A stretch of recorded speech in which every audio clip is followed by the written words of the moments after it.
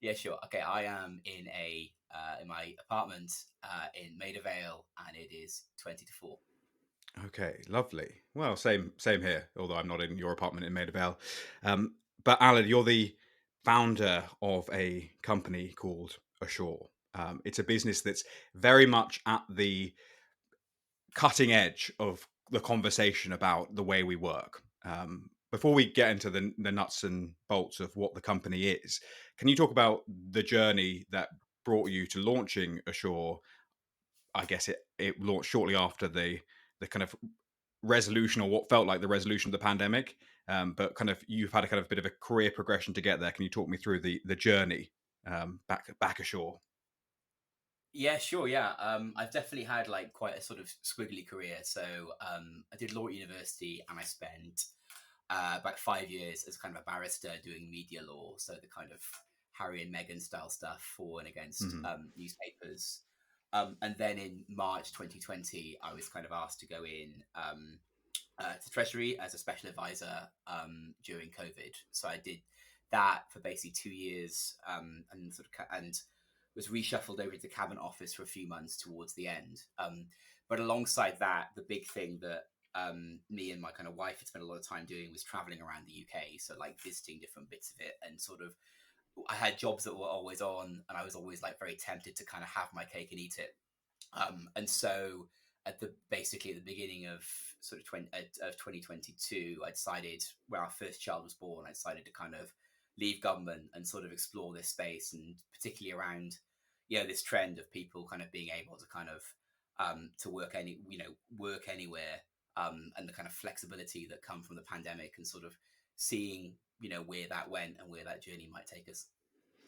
And when you were working as a lawyer and then in the Treasury and the civil service, presumably those are two kind of inflexible industries. I mean, industries that wanted to get people back into the office as quickly as possible.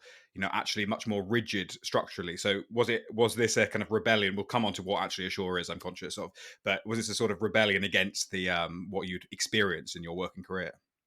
Yeah, it's an interesting question. I mean, maybe a little bit. I think. I mean, so the first job I did as a lawyer, there was quite a lot of flexibility there as a barrister, because you're in this little chambers, that's on normally off Fleet Street or somewhere nearby, and then you're able to kind of like, you do spend a lot of time in different places, and I'm interested in what that looks like now. Like anecdotally, it feels like a lot of people there are taking example like take are still taking quite heavy advantage of the flexibilities, but yeah, certainly in government, and like particularly if you're on the political side, it's very much kind of it's very much kind of like you're forced to kind of a very strict routine, not because of like that you want to, but because you're just constantly being reactive to events, right? And I do feel like maybe one feeling that I had whilst I was in government that I was rebelling a bit against was that I was constantly being reactive. You know what I mean? I was never trying to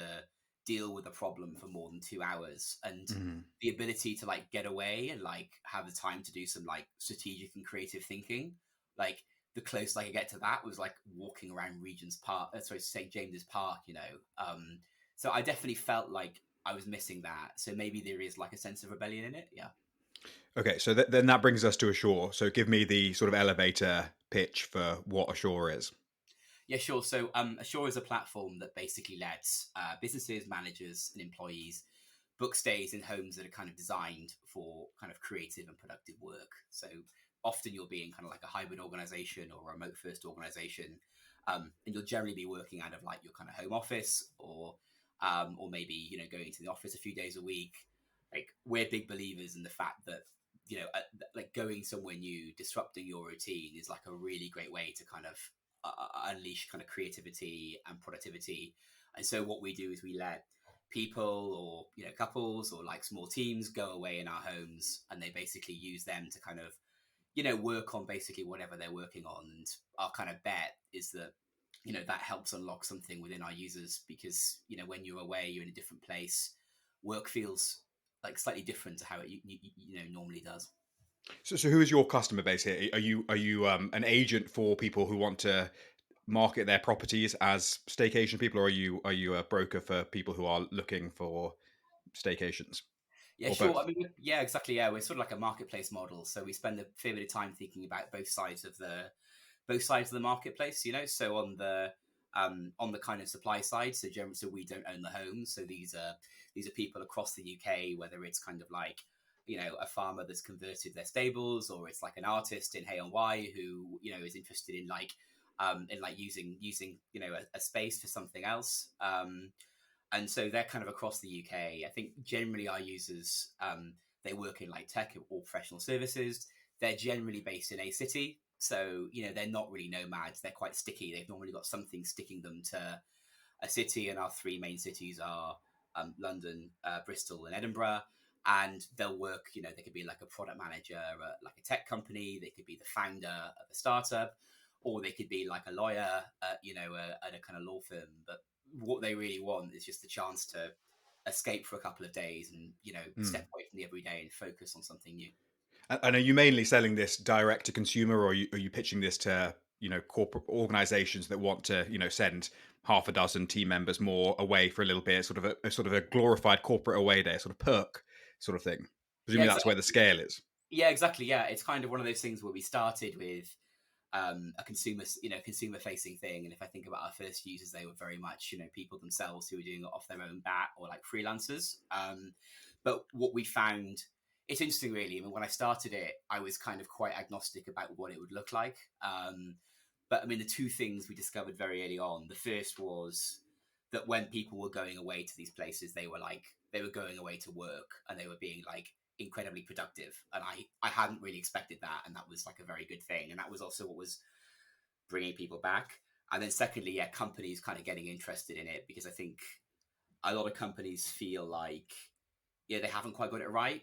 Like the current kind of like, whether it's kind of like remote or hybrid, that current, there's something where they're just not getting like 100% out of their people. Like it's almost like the pandemic happened, it changed people's expectations about flexibility, but we aren't yet in a stage where like new rhythms have kind of been developed. It's sort of it's a bit like Gramsci, isn't it? The kind of the sort of old is dead, but the new is yet to be unborn. And so yeah, we do a lot with kind of small companies, and I think for us a big priority this year is expanding that out as well. And if I think about some of the larger companies that a lot of our users work for, kind of building relationships with them.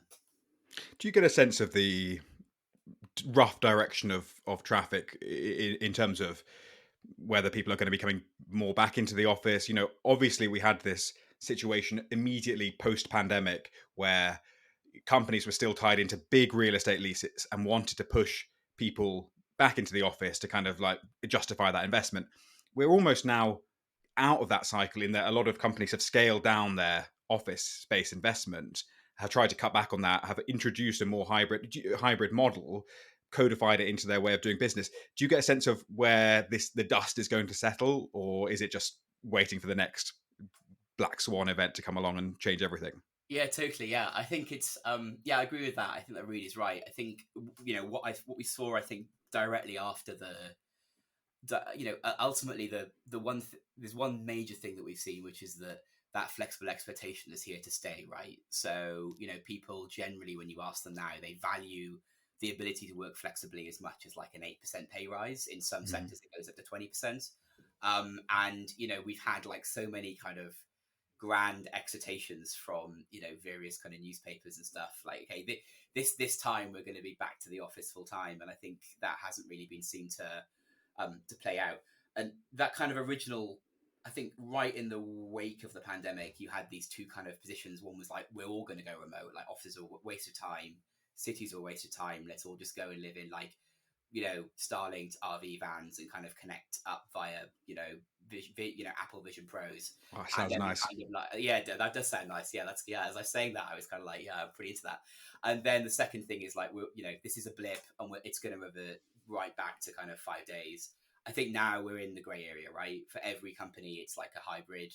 The debate now is in some ways much more boring, where it's about shades of hybrid, but in other ways it's more interesting, because I think once you accept that, the concept of the office kind of like the traditional like unspecialized 5 day a week office becomes like, hang on, why do we have that? What are like some more interesting ways for us to like organize ourselves when it comes to place and location. What you talk about expectation is really interesting, and I guess the part of the issue that's made this such a grey area for the conversation for to have conversations about is that you can basically present from a productivity perspective one argument in favor of work from home and flexible working, and another argument in favor of office working, and no one's quite really been able to create a metric that's very empirical in terms of like settling that debate. It feels like it's a very much a sort of whatever your ethos is, it kind of guides how you where you end up there, facts and alternative facts. So I guess probably maybe you talk about productivity in your sales pitch too, but are you also talking about sort of a sense of well-being? Because both work from home and work from office come with commensurate downsides in terms of general mental health. I would say they both have obvious drawbacks. Is this maybe more of an antidote to the well-being perspective than the productivity perspective? Yeah, totally. Yeah, I think it's something that we see quite a lot, right? I think particularly that like people want to have a slightly different relationship between their work and their life, right? And I always think about um, maybe the relationship that like very successful and very like like sort of like very wealthy people had with their work, where it kind of like it sort of followed them around, right? And so you always think about like in Succession when it's like the turn to a wedding where they make sure they have like a room for a meeting, right, or whatever, because the idea of kind of they're always traveling because their work kind of travels with them, right? And I do think that like what we've seen is a lot more people who are kind of like, I want to have like that very different kind of relationship with my work, whether it's about, when I work, right? So in terms of like, okay, I want to spend more time with my family and so on and so forth. So I want to be able to kind of work in different hours, whether it comes to location, and obviously that's kind of where we come in a major way. And so I do think that like that kind of like classic like industrial revolution kind of like approach of thinking about work, where it's kind of like you have like, well, I suppose almost sort of was refined and kind of came out of the 1940s and stuff. The idea of you have a certain number of hours in a location, you have to commute to that location, and people just don't want that anymore. And I think they, even if they start to do it, they also see other people around them doing it, right? They see, Mm-hmm. I think that's a big problem. If you're saying like somewhere where you have to go in 5 days a week, you see your friend who's having a much better quality of living because of the flexibility. So I think once you have that expectation, which is there, I think definitely like there's a big well-being element. It's just more painful once there's an alternative, isn't it? You know what I mean? Yeah, I guess full disclosure here that despite being a a predominantly work from home person, I mean, I do have an office. I don't ever really go into it. God to think, dread to think what the pot plant is, how it's doing. I think it was before Christmas that I was last in. But despite being a predominantly work from home person, I think I am a general supporter of office working, because I think that especially for younger people, the delineation of work and life, work and play is so important, and it's so hard. It's very easy for kind of like executives who have nice houses in leafy suburban parts of London, with their own study and space to work in, to say, okay, it's great to be work from home, but the reality is that the boundaries become blurry, and I guess Ashore is kind of plugged into those boundaries too, because what you're creating is a product that's sort of half holiday, in the sense that it involves traveling somewhere beautiful, a nice stay in somewhere, but it also is a work thing. I mean, the closest thing I guess historically has been the sort of idea of like a writer's retreat, somewhere you can break the cycle of daily monotony. Are you guys just collaborating in the further erosion of the kind of work-life balance? Yeah, I think it's like I mean I'm basically with you on certainly on the like I'm someone who personally thinks that there is still like a role for the office, right? And I think that I do. It was interesting very early on when we had our first kind of calls businesses. Like that was a very big thing that CEOs particularly were mindful of, which is like I've got this amazing setup in my place in Isha. But like if you think about like what the and if you think about it in terms of both the fact that like rent is so expensive as well, right? And so you have a lot of young people who basically are forced into kind of going towards cities where the rents are higher, but they don't have the promise of the kind of 5 day a week office drinks, all that sort of stuff, so on and so forth. It's much more like a kind of well, you're going here, you're locating yourself here because you ultimately, like we want you to do so, but yeah, you're stuck in like a substandard home, and I think a lot of it as well is like the way our homes are constructed.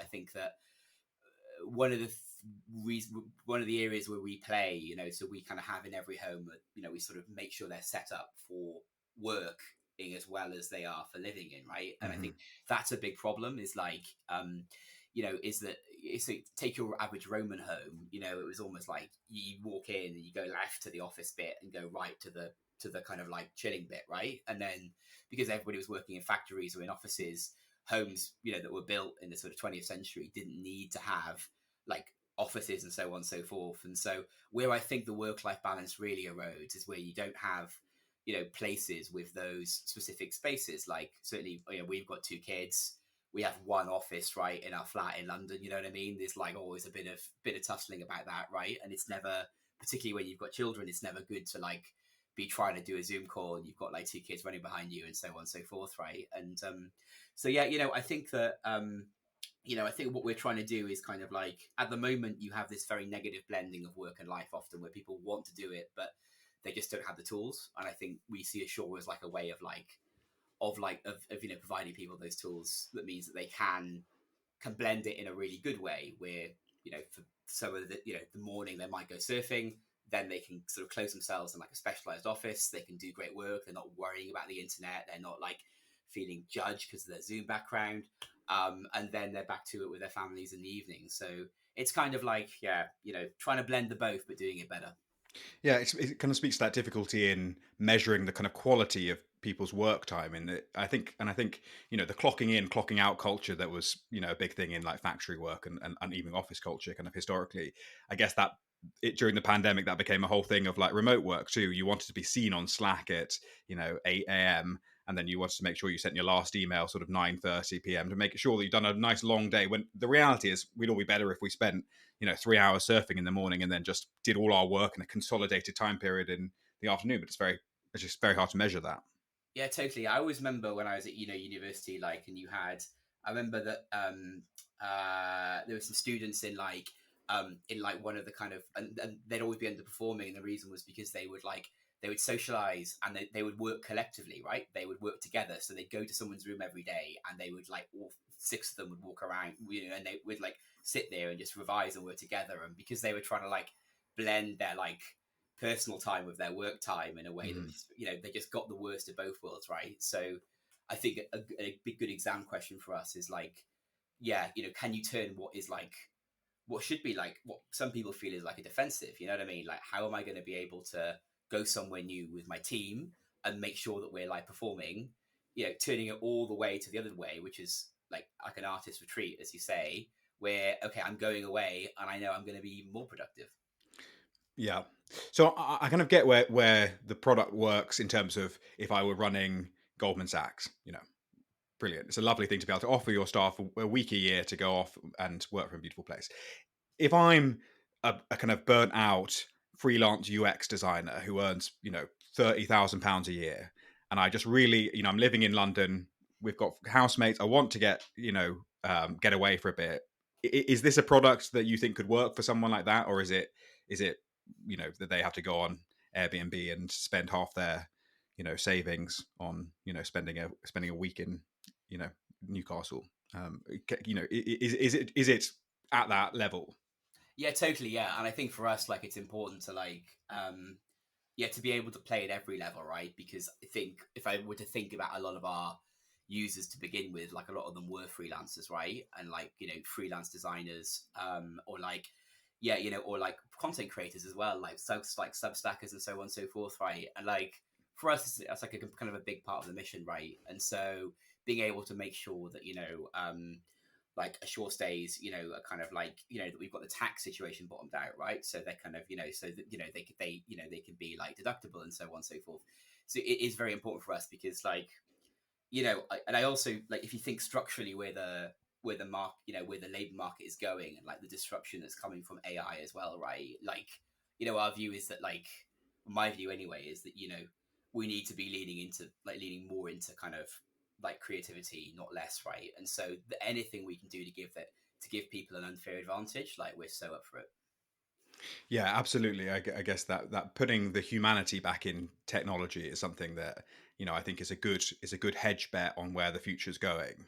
Yeah, Um, yeah, totally. Yeah, I think like that's for me like is that's one of the big trends, right? I mean, if you look at like even some of the if you look at the pace of change around things like obviously we talk about chat gpt but also kind of when it comes to image and video and so on and so forth, like that's very quickly going to flood the internet, right? And we're just going to have like an algorithmically generated internet. And so at that point, I think we're going to want, like the human touch, right, is going to become more and more important. And so, yeah, like, trying to help people kind of like continue trying to help people who are kind of using tech as tools, like as much as possible, rather than kind of like I think taking another view, like another philosophical view that lots of people have, which is kind of like, oh, well, you know, like this tech is going to be good enough to replace those people. You know what I mean? And like I think placing us firmly on the side of the like tech romantics, people who kind of think about the idea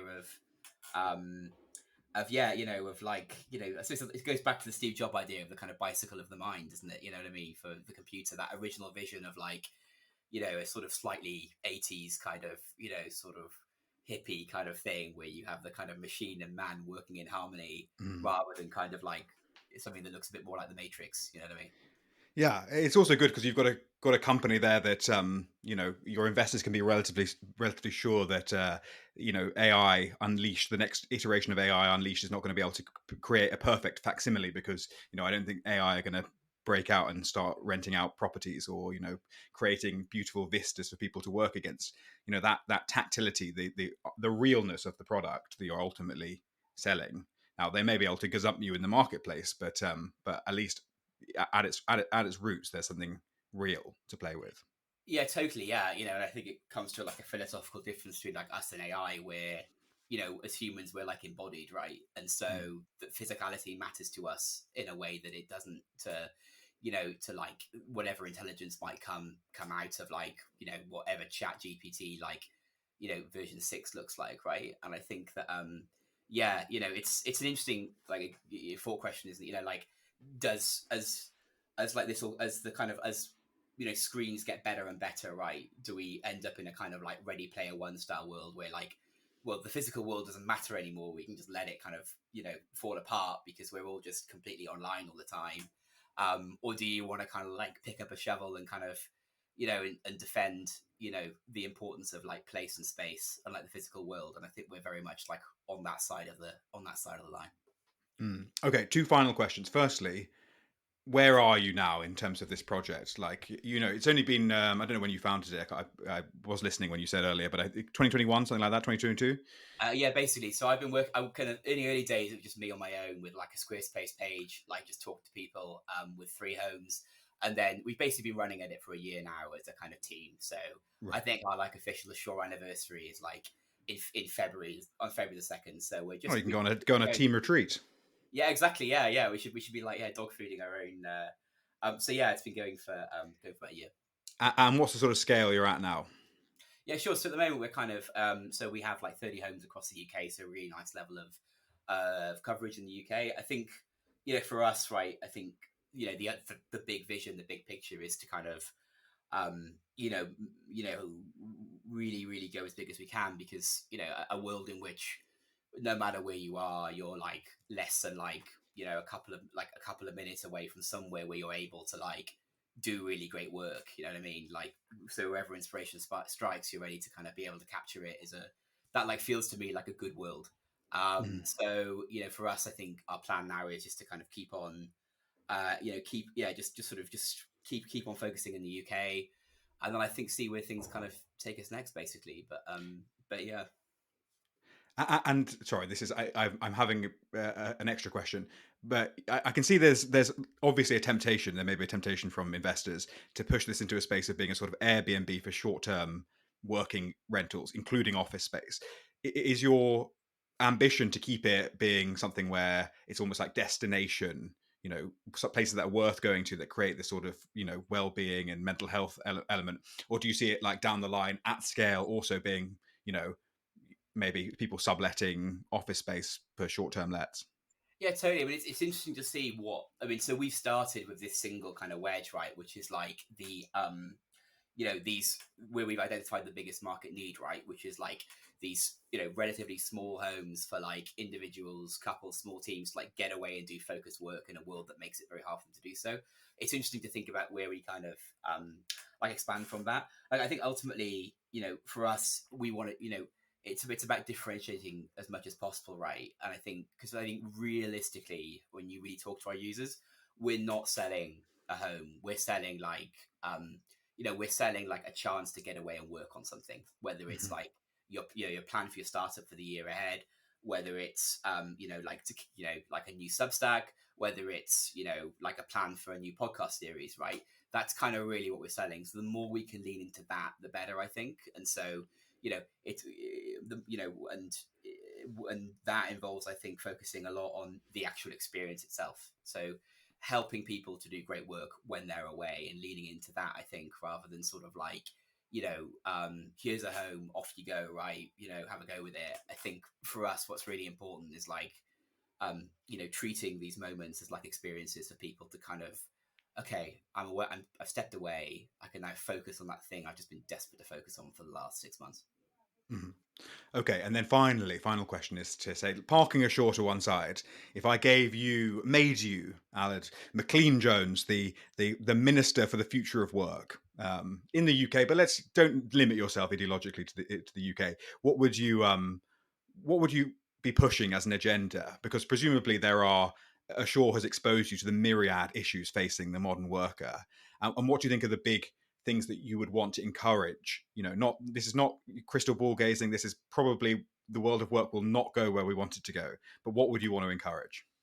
Yeah, so I think there's a few things that like are interesting to me, and I'll start from a UK angle and maybe like become like slightly less sort of like parochial as the answer goes on. Sure, I however mean, you so want to do it. yeah. So I think like firstly, I think that there's um as kind of like as we see AI and automation disrupt, but also like just the fact that people are able to kind of work across different geographies. Like if we were to say like the line between geography and like work is broken in a way that it certainly wasn't 20 years ago, then I think there's obviously like a big opportunity for the UK because um as a place to kind of like live and work, like despite whatever like all of the kind of issues with it as well, like generally it's a very nice place to be. It's very well connected right across the world. You've got a great city, great kind of major world city in London, but also some great cities across the board. Language is great. You've got like a relatively stable kind of rule of law and so on and so forth. And so I think there's a really big opportunity for the UK to kind of like almost be. I'm going to sound like Dom Cummings now, but like kind of like Knowledge Island. We're basically like with this kind of place basically for people to to come right and kind of do great work right. And so I think there's some that's what how could we encourage those people to come here is a big thing for me. But then also on the defensive, right? How do we kind of make sure that like like white collar jobs are like not massively disrupted, right? Because the UK is it's a services economy, and so I think I'd be very worried about that kind of ebbing away from us, right? Because that's a big jewel. That's kind of the one bit of the UK's economic engine that actually works pretty well. So I think you'd have to be defensive as well about it. I think there's that. And then I think, and I think then just thinking about, I'm a massive skeptic about like almost everything, but like, on AI, I think I am pretty convinced now about the impact that's going to have on the labor market. And I think that being sort of front facing on that as well, I think is key, and I think it's definitely a job for whoever wins the next general election, whenever it may be, Well, because you're a natural politician out there because you're being front facing. This is not policy. This is just positioning. What does being front facing on AI mean? yeah, it's a good question. Yeah, I think I mean because it's also hard, isn't it? Because at the moment it's too soon to tell, right? As to what's going to happen in terms of like, is this going to be like one of those like labor market disruptions where more jobs are created, or is it one that's going to be where less jobs are created, right? And so I mean, ultimately, like again, I'm a like a politician, but it probably goes back to some sort of offer on education, basically. But I Okay. wouldn't want to flesh that out, basically. And I've still got a little bit too much treasury brain to like. There's something inside me about kind of in my head. I'm always thinking about costings on things, so I'd be like, okay, yeah, I think some kind of yeah, I think that I just think just like a lot of government is like just not throwing elbows, you know, and like it's like getting at like not doing stupid stuff, to paraphrase Barack Obama, right? And I think you could do a lot of stupid stuff around this stuff, and so maybe a lot like I genuinely I think often the best thing we can do is just as a government is just sort of, you know, be thoughtful about it, but not sort of come straight to solutions too quickly.